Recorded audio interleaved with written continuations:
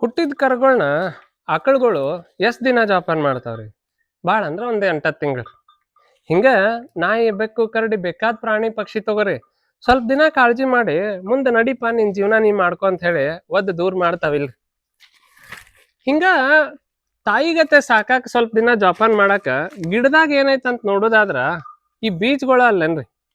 ಹೆಂಗ ನಮ್ಮ ಅವ್ಗಳು 9 ತಿಂಗಳಗಟ್ಲೆ ಗರ್ಭದಾಗ ಇಟ್ಕೊಂಡು ನಮ್ಮನ್ನ ಜೋಪಾನ ಮಾಡ್ತಾರಲ್ಲ, ಹಂಗ ಗಿಡಗೊಳ್ದಾಗ ಈ ಬೀಜ ತನ್ನ ಮುಂದಿನ ಪೀಳ್ಗಿನ ಇಟ್ಕೊಂಡು ಜೋಪಾನ ಮಾಡ್ತಿರ್ತೈತಿ. ಈ ತಾಯಿ ಕಡೆ ಎಷ್ಟ್ ಮಂದಿ ಗಮನ ಕೊಟ್ಟೇವಿ?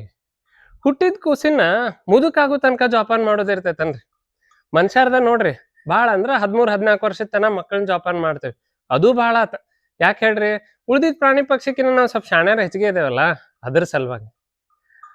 ರಾಶಿ ಆಗೋ ತನಕ ಹೊಲ ಸ್ವಚ್ಛ ಇರ್ಬೇಕಂತ ಕಳೆನಾಶಕ, ಬೆಳಿ ಹಚ್ಚಗಿರ್ಬೇಕಂತ ಹೇಳಿ ಯೂರಿಯಾ ಒಗ್ಯಾಕತ್ತವ್ರ ಸಂಖ್ಯೆ ಹೆಚ್ಚಾಗತೈತಿ.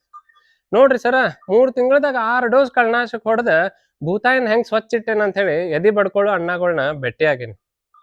ನಂದೊಂದ್ ಪ್ರಶ್ನೆ ರೀ, ಈ ಭೂತಾಯಿಗೆ ತನಗ್ ತಾ ಸ್ವಚ್ಛ ಇಟ್ಕೋಬೇಕಂತ ಗೊತ್ತಿಲ್ಲೋ, ಏನ್ ಅಕ್ಕಿ ಕಲ್ಸುವಷ್ಟು ನಾವು ದೊಡ್ಡರಾದ್ವಿ?